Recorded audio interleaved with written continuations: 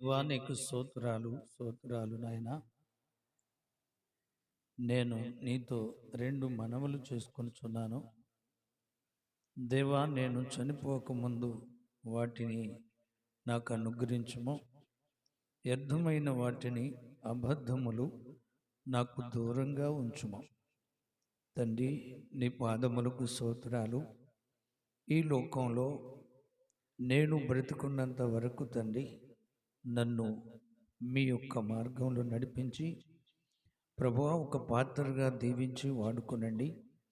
అనేకులకు ప్రభువా నీవు మహిమకరంగా మమ్మల్ని దీవించి అనేకులు మారు మనసు పొంది రక్షణ పొందటానికి, మీ రాకడకు సిద్ధపడటానికి నీ కృప చూపి మాకు సహాయపడమని యేసయ్య నామములో అడుగుతూ ఉన్నాను తండ్రి. ఆమేన్. ప్రియమైన సోదరి సోదరుడా, ఈ సమయమందు ఈ పరిశుద్ధ గ్రంథం ఎంతో విలువైనది. ఈ గ్రంథాన్ని దేవుడు మనకు పంపించాడు. ఈ గ్రంథంలో ఆయన మాటలు ఎంతో మనకు జీవం, మనకు మంచి జరుగుతుంది, ఆరోగ్యం దేవుడు ప్రసాదిస్తాడు. దైవ గ్రంథము ఎంతో విలువైన గ్రంథం. ఈ గ్రంథం మనల్ని ఎన్నోసార్లు ఆదరించగలదు, కాపాడగలదు, మనకు ఆరోగ్యాలు కూడా ఇవ్వగలదు. అందుకని ఈ గ్రంథాన్ని ఎప్పుడు కూడా మనం ధ్యానిస్తూ ఉండాలి, చదువుతూ ఉండాలి. ఎందుకంటే దేవుని యొక్క గ్రంథం, దేవుని యొక్క వాక్యం అనగా దేవుడే. కాబట్టి ఈ వాక్యాన్ని చదువుతూ ఉన్నప్పుడు మనకు ఎంతో మేలు దొరుకుతుంది. అందుకని హెబ్రీయులకు రాసిన పత్రికలో 4వ అధ్యాయం 12వ వచనంలో, ఎందుకనగా దేవుని వాక్యము సజీవమై బలముగలదై రెండంచులు గల ఖడ్గం కంటే వాడిగా ఉండి ప్రాణాత్మలను, కీళ్లను, మూలికలను విభజించినంత మటుకు దూరుచు హృదయం యొక్క తలంపులు, ఆలోచనలు శోధించుచున్నది. చూడండి, దైవ గ్రంథంలో రాయబడిన ఈ వాక్యము మనకు ఎంత మేలు చేస్తూ ఉందో గమనించండి. ఈ వాక్యము చదువుతున్నప్పుడు ఈ వాక్యములో ఉన్న అర్థాలు అర్థం చేసుకొని మంచి మనసుతో నీవు ఈ వాక్యాన్ని చదువుతున్నప్పుడు నీ యొక్క అవయవాల్లో ఎక్కడ బలహీనత ఉందో అక్కడ బాగు చేయగలదు ఈ వాక్యం. ఈ వాక్యము సజీవమై ఉన్నది, బలము గలదై ఉన్నది. రెండంచులు గల ఖడ్గం కంటే ఇది చాలా పదునుగా ఉన్నది. ప్రాణాత్మలను, కీళ్లను, మూలికలను విభజించినంత మటుకు దూరుచు హృదయం యొక్క తలంపులు, ఆలోచనలను బాగు చేస్తాం.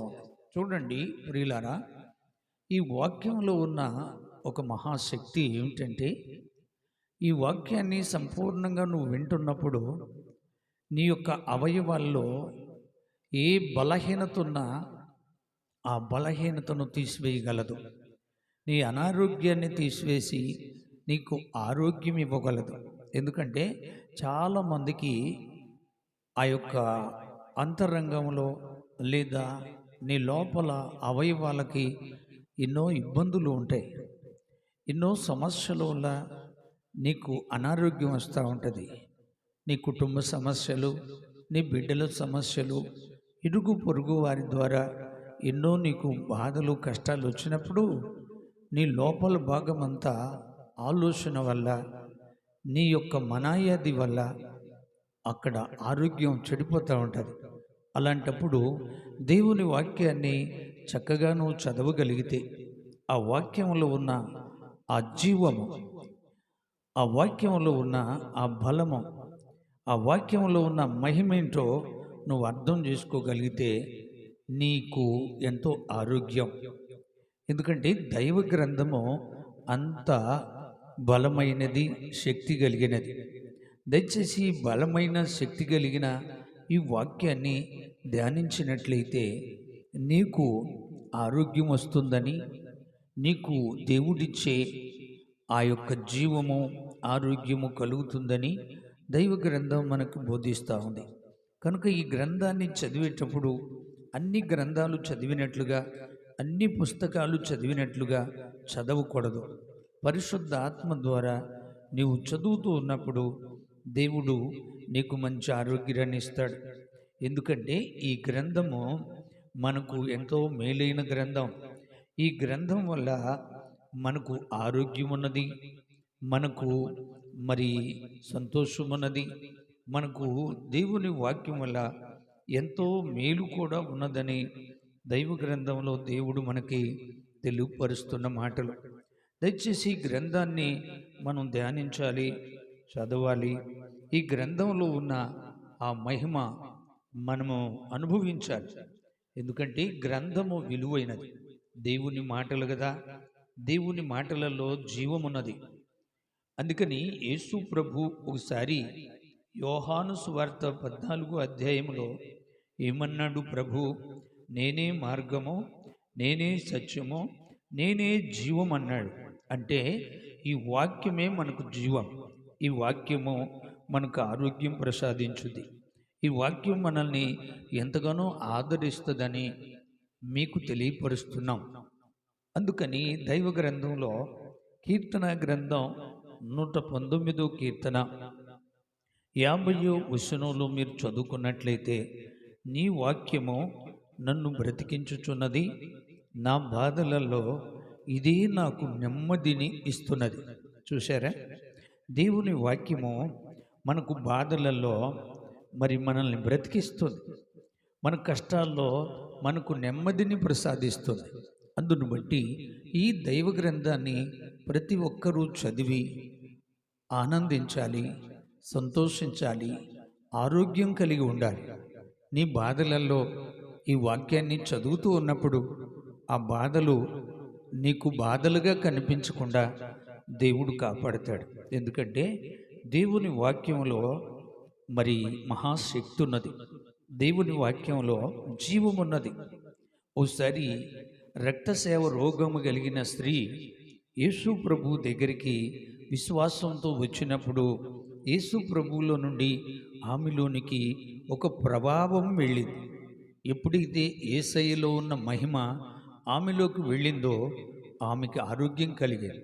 ఆ రోజు నుంచి ఆమె బాగుపడింది, ఆరోగ్యంగా ఉంది. ప్రియ సోదరి సోదరుడా, వింటున్నారా? దేవుని వాక్యంలో ఏమున్నదంటే మనకి ఆరోగ్యము, ఆనందము, సంతోషము, మన ఇంటికి దేవుని యొక్క ఆశీర్వాదాలు ఉంటాయనేది మీకు ఈ గ్రంథం ద్వారా తెలియపరుస్తున్నాం. ఈ గ్రంథము మనకు ఎంతో విలువైనది ప్రియులారా. ఈ గ్రంథాన్ని మీరు చదువుతున్నప్పుడు, ఈ గ్రంథంలో ఉన్న ఆ మహిమను మీరు ఆలోచిస్తూ ఉన్నప్పుడు తప్పక మీకు ఈ వాక్యం ద్వారా ఎంతో మేలు పొందుకుంటారని ప్రభు అయిన యేసుక్రీస్తు ద్వారా మీకు తెలియపరుస్తున్నాం. చూడండి, ఇంకా ఈ గ్రంథం ఎలాంటిది అంటే, మనకి కీర్తన గ్రంథం 119వ కీర్తన 105వ వచనంలో, నీ వాక్యము నా పాదములకు దీపము, నా త్రోవలకు వెలుగయ్యున్నది అని చక్కగా రాయబడి ఉంది. ప్రియ సోదరి సోదరుడా, వింటున్నారా? దేవుని వాక్యము నీ పాదములకు దీపం, నీ త్రోవలకు వెలుగు. నువ్వెక్కడికి వెళుతున్నా, కారులో ప్రయాణం చేస్తున్నా, లేక కాలినడకతో ప్రయాణం చేస్తున్నా, లేక నీవు బైక్ మీద వెళుచున్నా, ఎక్కడికి వెళుచున్నా ఈ వాక్యము నీకు వెలుగై ఉన్నది. నీ పాదములకు వెలుగు, నీ త్రోవలకు నీకు వెలుగు చూపే ఒక మంచి వాక్యం. ఈ వాక్యము దేవుని వద్ద నుండి మన వద్దకు దేవుడు పంపించాడు. ఈ గ్రంథం చాలా విలువైనది ప్రియులారా. ఈ గ్రంథం మనకు ఎంతో మేలు కలిగిస్తుంది.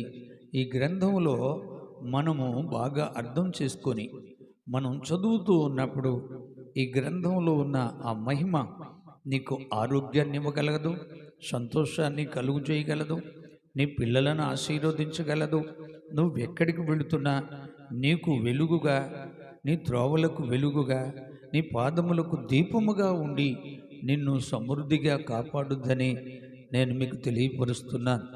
చూడండి, మరొక చోటున ఈ గ్రంథంలో ఉన్న మహిమ మనకు తెలియపరచబడుతూ ఉంది.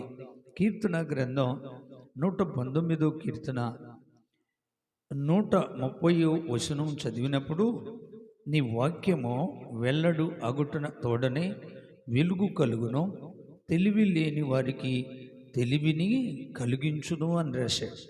చూడండి, ఈ వాక్యం నీ జీవితంలో పూర్తిగా అవగాహన చేసుకున్నట్లయితే అక్కడే వెలుగు కలుగుతుంది. అక్కడ నీకు తెలివి లేకపోతే తెలివిని దేవుడు ప్రసాదిస్తాడు. దయచేసి వింటున్నారా?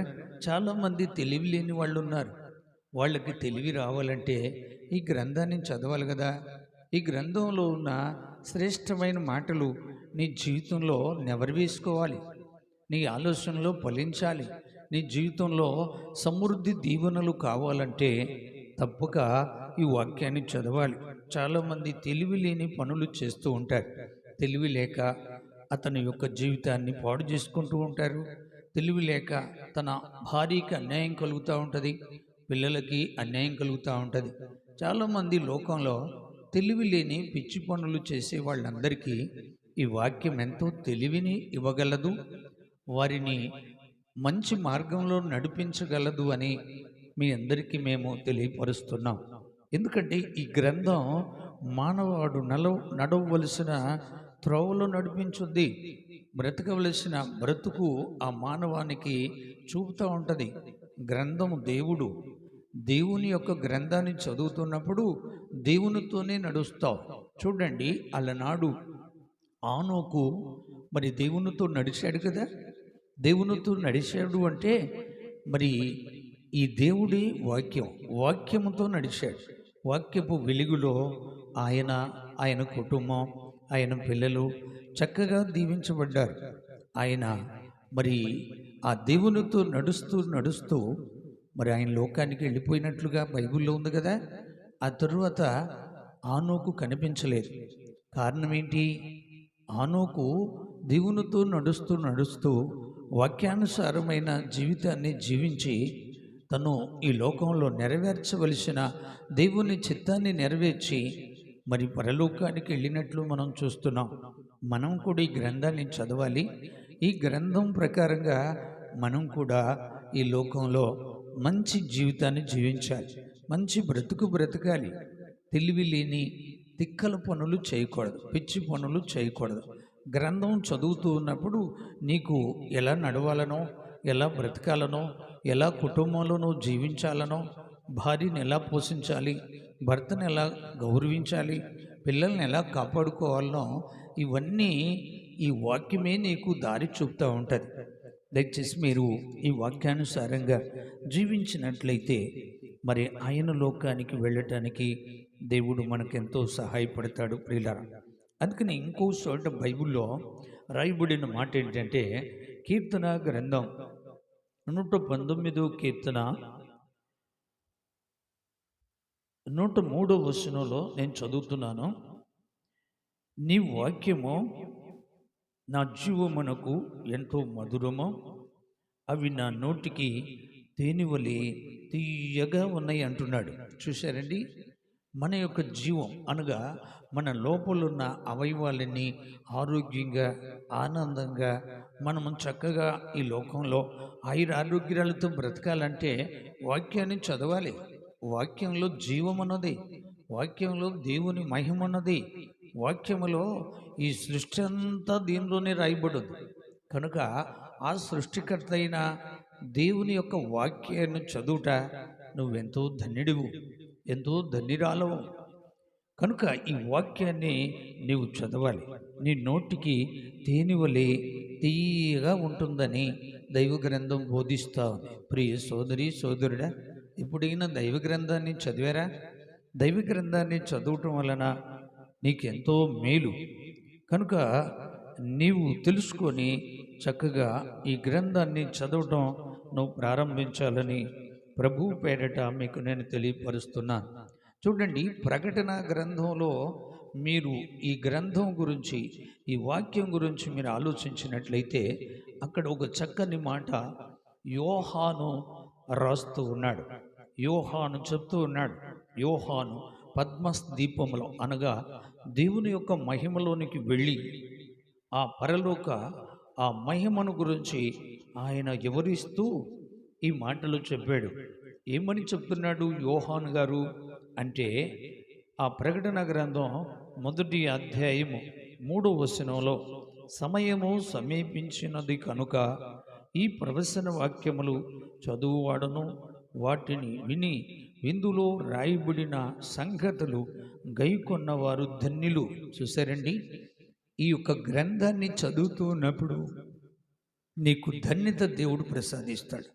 నీ పిల్లలు చదువులలో చక్కగా వర్ధిల్లాలంటే, నీ చేతి పనులు నువ్వు వర్ధిల్లాలంటే, నీ పొలం పనులు, నీ వ్యాపారాలు, నీకు అన్నిటిలో మేలు కలగాలంటే ఈ గ్రంథాన్ని చదవాలి. సమయం లేదు అని యోహాను ఈ లేఖనాలు తెలియపరుస్తున్నాడు.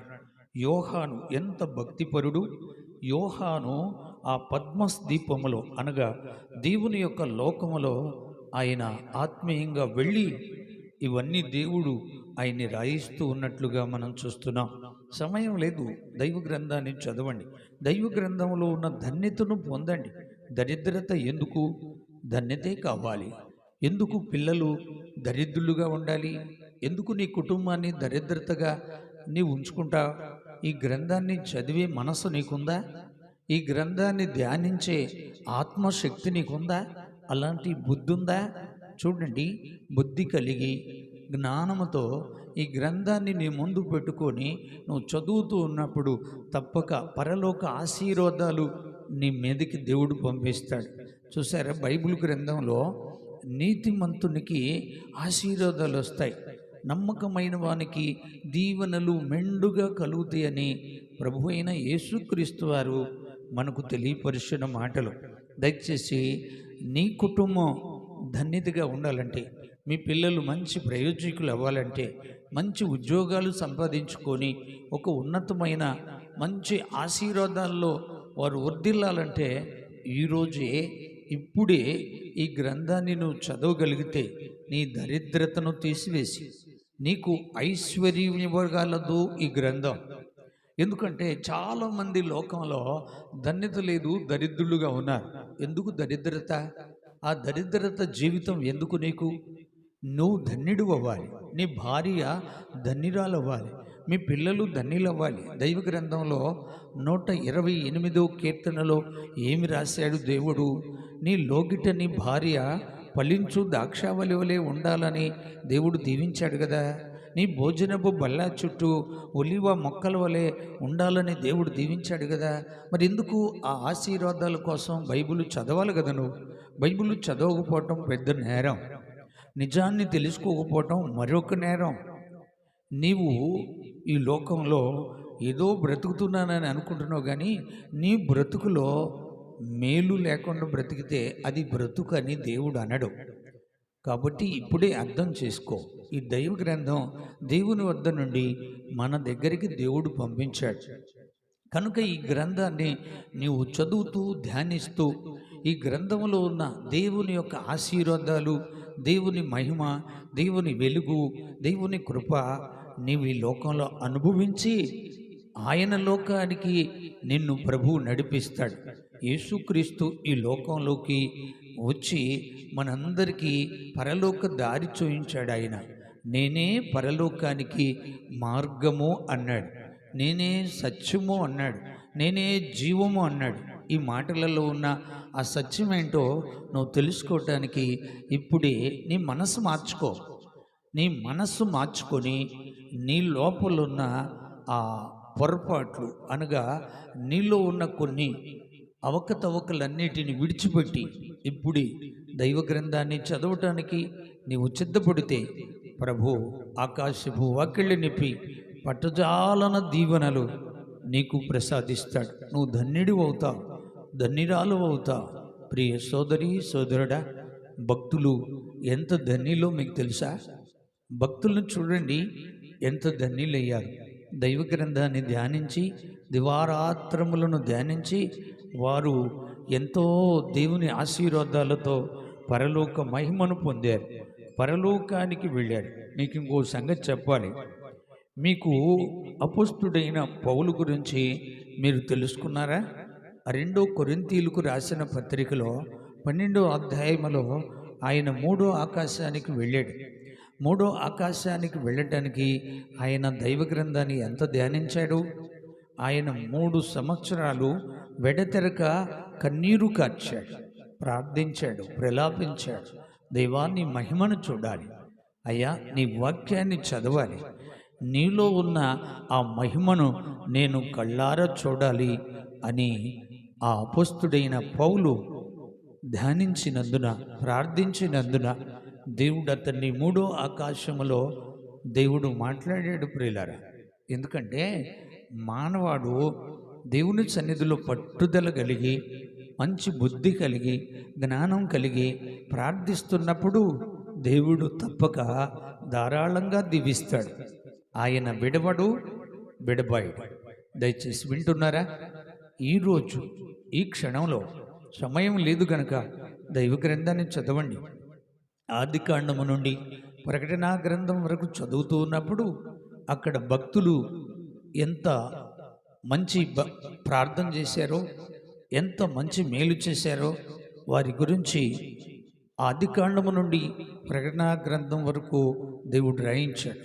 ఇంకా అక్కడక్కడ భక్తులు సంసోను లాంటి వారు ఏదైనా పొరపాటు చేస్తే ఆ పొరపాట్లు కూడా దేవుడు రాయించాడు. అందును బట్టి గ్రంథంలో ఏదో ఒక పొరపాటు చూసి ఎవరో తప్పు చేశారని గ్రంథాన్ని తృణీకరించొద్దు. గ్రంథము తప్పును తప్పుగానే రాయిస్తాడు, మేలును మేలుగానే రాయిస్తాడు. దేవుడు పక్షపాతి కాదు. దేవుడు ఒకరిని ఆయన ప్రేమించి మరొకరిని దేశించేవాడు కాదు. దేవుని దగ్గర యథార్థత కావాలి, దేవుని దగ్గర పరిశుద్ధత కావాలి, దేవుని దగ్గర నీతి కావాలి. అపోస్తుడైన పేతురు ఏమన్నాడు? నేను పరిశుద్ధుడిని, మీరు కూడా పరిశుద్ధులుగా ఉండండి అని అపోస్తుడైన పేతురు పరిశుద్ధుడయ్యాడు, పౌలు పరిశుద్ధుడయ్యాడు. దానియేలు దేవుని ఆత్మ, దేవదూతల ఆత్మ కలిగిన వాడు. ఎంత భక్తులో ఒకసారి ఆలోచించండి.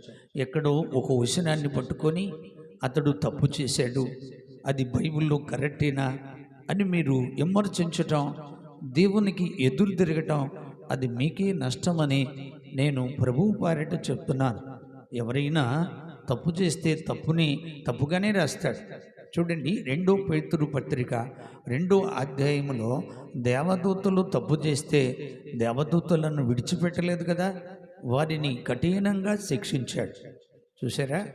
ఆ పాతాళ లోకంలో ఆ బిళాములోనికి వారిని నెట్టేసినట్లుగా బైబిల్ గ్రంథం చెప్తా ఉంది. ప్రియ సోదరి సోదరుడా, ఈ గ్రంథం చాలా విలువైనది.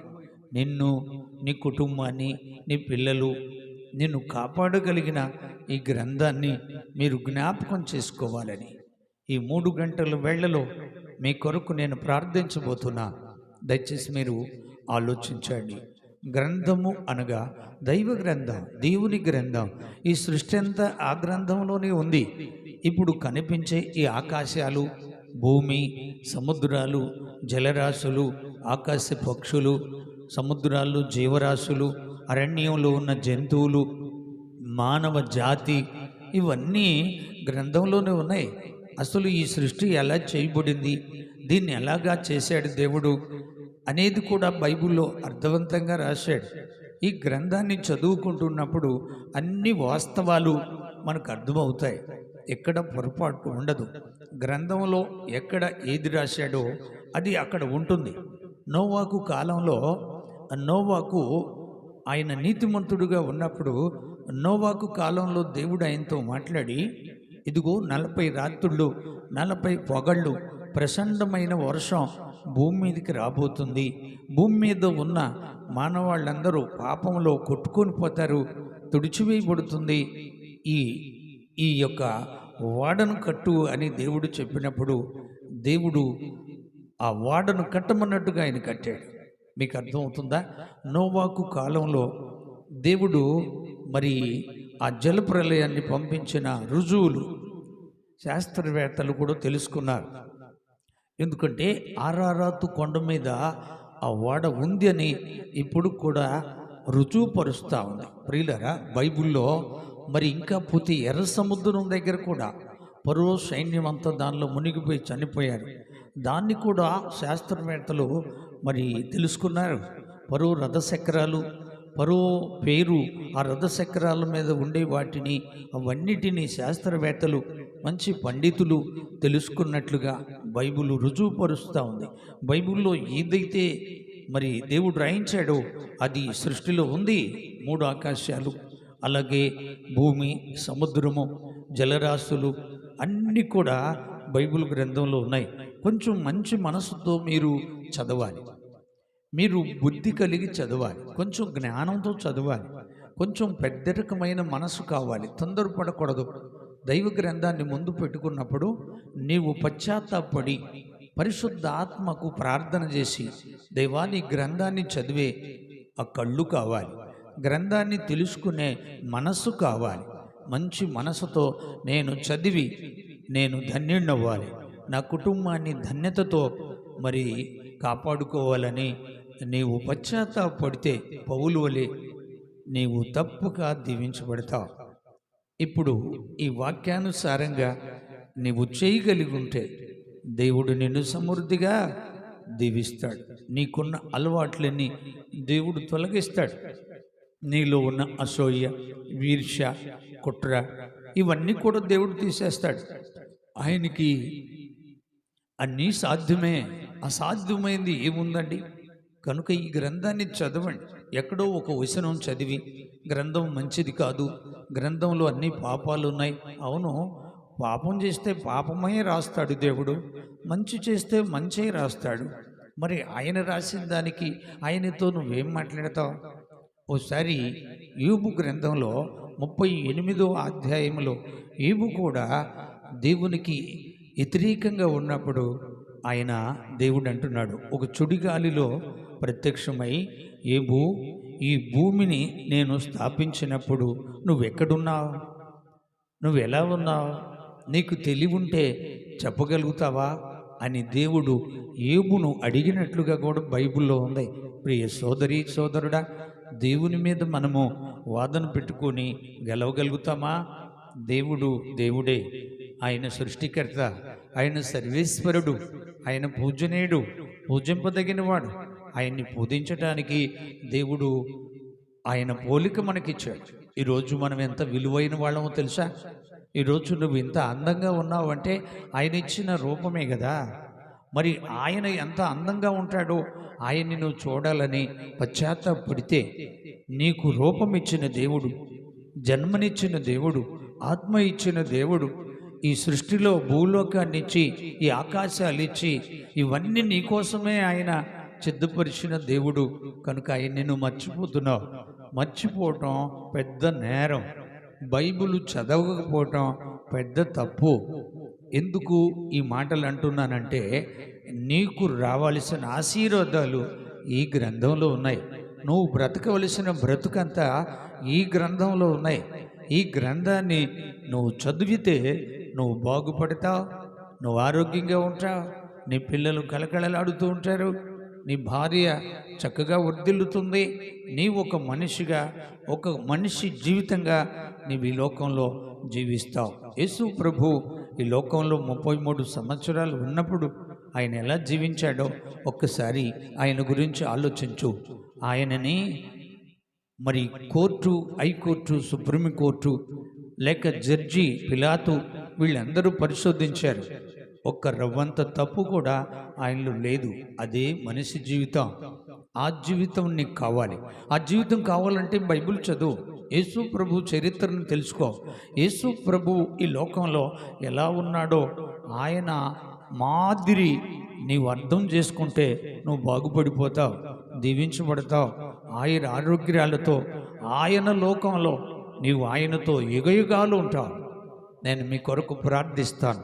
ప్రియ దేవా, నీ పాదములకు స్తోత్రాలు అయ్యా. ఈ సమయమందు నీ గ్రంథంలో ఉన్న గొప్ప విలువలు, నీ గ్రంథంలో ఉన్న మేలు తండ్రి ప్రజలు వింటున్నారు, ఆ ప్రజలు వినేవాళ్ళు మనసు మార్చుకొని తండ్రి మీ గ్రంథాన్ని చదివి ధన్యులవ్వాలి, మీ గ్రంథాన్ని చదివి ఆరోగ్యంగా ఉండాలి, మీ గ్రంథాన్ని చదివి ధారాళమైన దీవెనలతో వారి పిల్లలు ఫలించాలని ప్రార్థిస్తున్నాం. సహాయం చేయి. లోకం నశించిపోతుంది నాయన. లోకంలో ఎంతోమంది తెలివి లేని వాళ్ళు ఉన్నారు, జ్ఞానం లేని వాళ్ళు ఉన్నారు, ఎంతోమంది చేయరాని పొరపాట్లు చేసి పాడైపోతున్నారు ప్రభువా. అట్టి వారిని మీ వాక్యానుసారమైన జీవితంలోనికి నడిపించండి ప్రభు.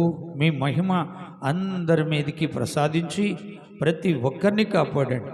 ఏ ఒక్క ఆత్మ నశించిపోకుండా మీరే కాపాడి రక్షించి మహిమ పొందమని యేసయ్య నామములో అడుగుతున్నాను తండ్రి. ఆమేన్.